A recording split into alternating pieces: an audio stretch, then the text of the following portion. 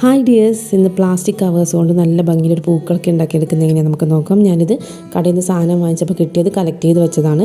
ഇപ്പോൾ ഈ കളറാണ് എനിക്ക് കിട്ടിയത്. നല്ല പിങ്കും ഓറഞ്ചും അങ്ങനെ നല്ല നല്ല കളേഴ്സൊക്കെ കിട്ടും. അങ്ങനെ കിട്ടുമ്പോൾ കളക്ട് ചെയ്ത് വെച്ച് നമുക്കിത് ചെയ്തെടുക്കാം. അതിന് വേണ്ടി ആദ്യം ഇതിൻ്റെ മുകളിലത്തെയും താഴത്തെയും ഭാഗങ്ങളൊക്കെ ഒന്ന് കട്ട് ചെയ്ത് ഇങ്ങനെ കുഞ്ഞു കുഞ്ഞു സ്ക്വയേഴ്സായിട്ട് കട്ട് ചെയ്തെടുക്കാം.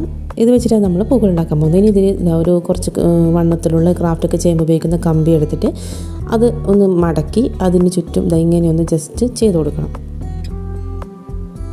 അതിനുശേഷം ഓരോന്നായിട്ട് ഇതിങ്ങനെ അതങ്ങനെ പുറത്തേക്ക് ഇളകി വരാത്ത രീതിയിൽ നമ്മളവിടെ കെട്ടി കൊടുത്തിട്ടുണ്ട്. അതുകൊണ്ട് ഇനി നമ്മൾ ആഡ് ചെയ്യാൻ പോകുന്ന പീസുകൾ ഇളകി വരില്ല. അതിനുശേഷം ഇങ്ങനെ കുത്തി കുത്തി എടുക്കുക. എത്ര വേണമെന്ന് വെച്ചാൽ എത്ര വലിയ ഫ്ലവർ വേണോ അത്രയും എണ്ണത്തിന് നമ്മളിങ്ങനെ ആക്കി എടുത്തതിന് ശേഷം ഇങ്ങനെ ചുറ്റി ചുറ്റി എടുത്ത് ഒരു കെട്ടിട്ട് കൊടുക്കുക. നൂലുകൊണ്ട് ഇങ്ങനെ കെട്ടിട്ട് കൊടുക്കുക. ഇതുപോലെ കെട്ടിയിട്ടുണ്ട്. ഇനി അത് സെയിം കളർ നൂലുകൊണ്ട് കെട്ടിട്ട് കൊടുക്കുക.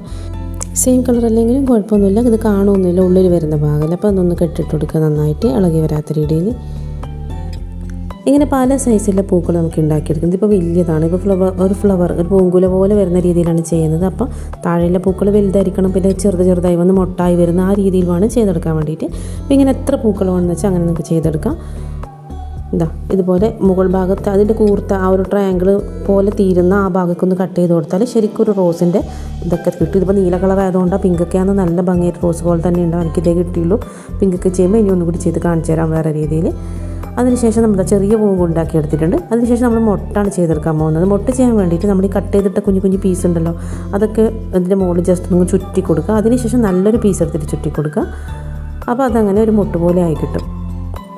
എന്നിട്ട് അതിൻ്റെ എക്സ്ട്രാ വരുന്ന ഭാഗമൊക്കെ ഒന്ന് കട്ട് ചെയ്തെടുക്കുക. അപ്പോൾ ഇങ്ങനെ എത്ര പൂക്കളും മുട്ടുകളൊക്കെ വേണമെന്നോ അതൊക്കെ ചെയ്തെടുക്കുക. അതിനുശേഷം നമ്മൾ ഈ ഒരു ഗ്രീൻ ടേപ്പ് ഉണ്ട്, ഫ്ലവേഴ്സൊക്കെ ചെയ്യാൻ ഉപയോഗിക്കുന്ന ഗ്രീൻ ടേപ്പ് ഉണ്ട്. അത് ക്രാഫ്റ്റ് ഷോപ്പിലൊക്കെ ചോദിച്ചാൽ കിട്ടും. അത് വെച്ചിട്ട് ഇതൊന്ന് കവർ ചെയ്തെടുക്കുമ്പോൾ ഇതിൻ്റെ സ്റ്റെം പോലെ ആയി കിട്ടും. അങ്ങനെ ഒരുപാട് പൂക്കൾ നമ്മൾ ചെയ്തെടുത്തിട്ടുണ്ട്. ഇനി നമുക്കിതൊന്ന് അറേഞ്ച് ചെയ്യണം, എല്ലാം കൂടി അറേഞ്ച് ചെയ്യണം. അതിന് വേണ്ടി വലിയൊരു കമ്പി എടുക്കുക. അതിൻ്റെ അറ്റത്തും ഇതുപോലെ ഫസ്റ്റത്തെ ഒരു ഏറ്റവും ചെറിയ മുട്ടിനെ ആദ്യം തന്നെ വെക്കുക. എന്നിട്ട് ഈ ഒരു ഗ്രീൻ ടേപ്പ് വെച്ചിട്ട് തന്നെ ചുറ്റി കൊടുക്കുക. ഗ്രീൻ ടേപ്പിൻ്റെ ഒരു അറ്റത്ത് ഗമ്മുണ്ട്, അപ്പോൾ അതിങ്ങനെ ഒട്ടി നിന്നോളും. നന്നായിട്ട് ചുറ്റി കൊടുക്കുക.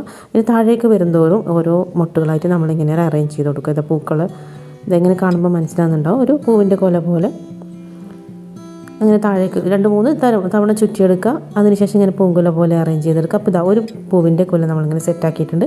ഫ്ലവർ വൈസിൽ വെക്കാനൊക്കെ ആണെങ്കിൽ ഇങ്ങനത്തെ 3-4 ചെയ്തെടുത്താൽ നല്ല ഭംഗിയായിട്ട് കിട്ടും. അപ്പോൾ ഇത് നമ്മൾ റെഡിയാക്കി എടുത്തിട്ടുണ്ട്. നമുക്ക് ജസ്റ്റ് വെച്ച് കൊടുക്കാം. ഞാനിപ്പോൾ ഒന്നേ ഉണ്ടാക്കുന്നുള്ളൂ. നിങ്ങൾക്ക് ചെയ്യുമ്പോൾ പല കളേഴ്സിൽ പല സൈസിൽ ഉണ്ടാക്കിയെടുത്താൽ ഒരു ഫ്ലവർ വൈസ് ജസ്റ്റ് വെച്ച് കൊടുക്കും. ഞാനിപ്പോൾ ഒരു ബോട്ടിലായിട്ട് ചെയ്യാൻ വെച്ച ഒരു ബോട്ടിലാണ് വെറുതെ വെച്ച് കൊടുക്കുന്നത്. അപ്പോൾ ഇങ്ങനെ ഇതിൻ്റെ ഫൈനൽ ലുക്ക് വരുന്നത്. എല്ലാവർക്കും വീഡിയോ ഇഷ്ടപ്പെട്ടിട്ടുണ്ടാകുമെന്ന് വിചാരിക്കുന്നു. എല്ലാവരും വീട്ടിൽ ട്രൈ ചെയ്ത് നോക്കാം. വീഡിയോ ഇഷ്ടപ്പെട്ടിട്ടുണ്ടെങ്കിൽ ചാനൽ തീർച്ചയായും ലൈക്ക് ചെയ്യുക, സബ്സ്ക്രൈബ് ചെയ്യുക. ഇതുപോലെ അടിപൊളി വീഡിയോസായിട്ട് നമുക്ക് ഇനിയും കാണാം. Thank you.